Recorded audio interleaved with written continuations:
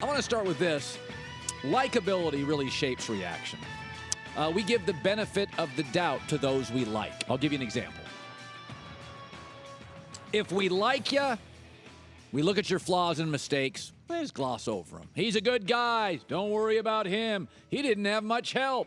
Can't blame him. If we don't like you, we think you're crazy, kooky, difficult, or odd.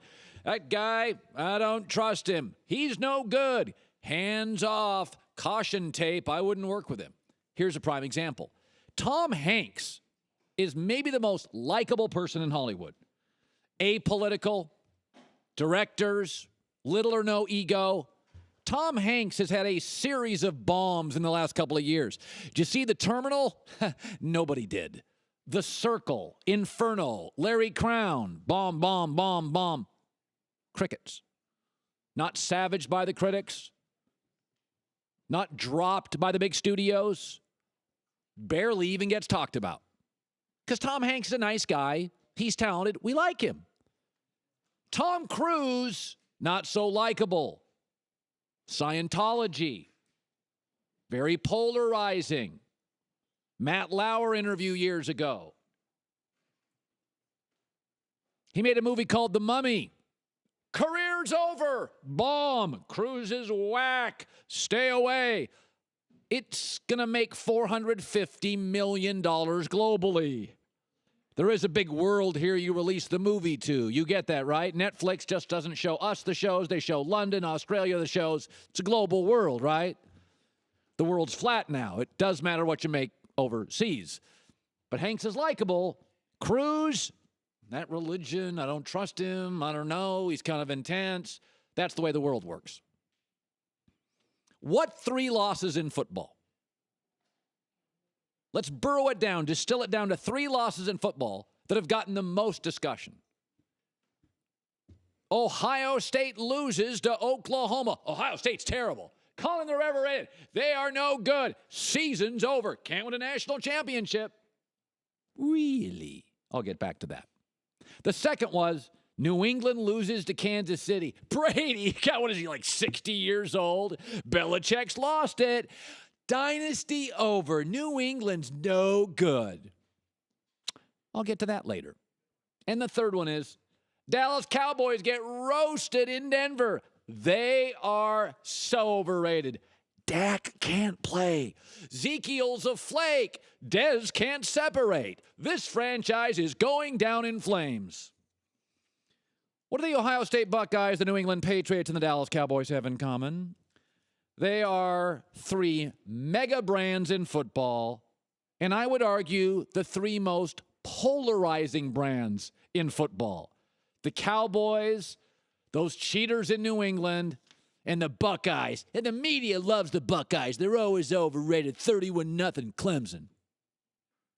So the minute one of those big polarizing brands loses, the world caves in. And in all 3 cases, those teams are not only good, they're really good, and they may, by the end of the year, end up being great. Here's 2 losses that did matter in football, that were damning, that nobody's talked about. The Tennessee Titans finally have the quarterback, Marcus Mariota. Biggest game in the franchise in years. They're at home against the lame duck Raiders, who are moving with no defense. And Oakland walks in and steps on their throat. That was a damning loss. Here's Tennessee's one chance to finally step up and beat what appears to be a playoff-level team. At home, season opener, huge game. Wah, wah, wah. Tennessee's Tennessee. Nothing said. The 9th most discussed game. Why? Because Tennessee, they're not a brand. The Tennessee Volunteers collegiately are more well-known nationally than the Tennessee Titans, arguably. So even though that loss is really damning, this is not a step-up franchise. This is a franchise that finally had the quarterback, finally had the running backs, finally had the weapons, has the defense, at home, whiffs. Nobody talked about it. It's like a Tom Hanks bomb. Nobody talks about it. Here's another loss that's real. The Green Bay Packers lose to Atlanta. Again. And again give up nearly 40 points. Green Bay doesn't physically look like they can match up with Atlanta. They can not only not guard Julio Jones, they can't guard their second receiver, Mohamed Sanu. Their linebackers don't match up with any of Atlanta's running backs. Matt Ryan just sits back. It's like a 7-on-7 summer drill against them. Plenty of time, run the football, pass the football, two great receivers. But the Green Bay Packers, we didn't talk about that a lot. We talked about, Atlanta's great, Atlanta's fun, Atlanta's new stadium, Atlanta 5. We gloss over the fact that Green Bay's got real issues. They are literally propped up by one remarkable generational talent, Aaron Rodgers. Their personnel still very average. That's a damning loss. That's a loss in which you looked at Green Bay if you were reasonable and didn't have an agenda and went, damn, they're not even close. I think of the 22 starters, like 18 of the 22 starters would be Falcons. And Aaron Rodgers and Matt Ryan, I mean, that's a clear Green Bay win, but Matt Ryan now is really good. So let's go back to the Cowboys, New England, and Ohio State. That we have literally written off the season, not because they're bad, but because they're polarizing brands. Let me give you some numbers about Dallas, New England, and Ohio State. Not only was their losses overstated, not only are they good, there are some numbers that prove these teams are exceptional. Dallas has won their last 8 home games. They're 12-0 since 2016 when scoring just 20.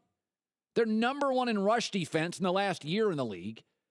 And on first down efficiency, what do you get on first down, which sets the table for the entire series, the drive? They're number 2 in their conference. This is a really good football team with very few flaws on the most important side of the ball in 2017 in a winnable division where everybody has a loss. Dallas is really good. They lost at Denver. Denver kicks the living you-know-what out of virtually every quarterback they face in Denver in September. There's just certain places you don't want to be in September.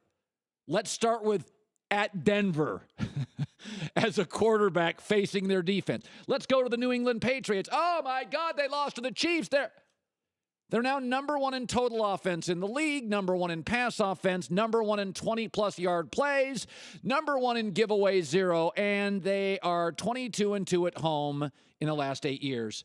I'm going to go with the dynasty's not over yet. And let's go to Ohio State, which dropped from number 2 in the country to number 8 with 10 games left. You think they're out of it? They're 40-2 in conference under Urban Meyer, 59-2 when they score just 22 points. They're averaging almost 250 yards rushing, 510 yards a game, line of scrimmage. And oh, by the way, they have a true freshman running back, J.K. Dobbins. He's a monster. Dallas is fine. In fact, they're better than fine. They're exceptional. And New England's exceptional. And Ohio State's exceptional. Take a deep breath. Realize that likability, you do it with politics all the time. You crush this guy for the same thing you apologize for this guy. You credit this guy and you won't credit the guy on the other team. This is what we do. So when I look at criticism of certain teams, how likable are they?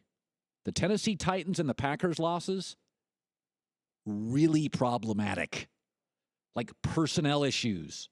Can't step up for big games. Had them at home and choked. 0-3 against a rival and outclassed Green Bay for the 3rd straight time against Atlanta's personnel. I got the Patriots back, the Cowboys back, the Buckeyes back. Hi, everybody, and thanks for watching. We want you to subscribe here, to get the latest from the show.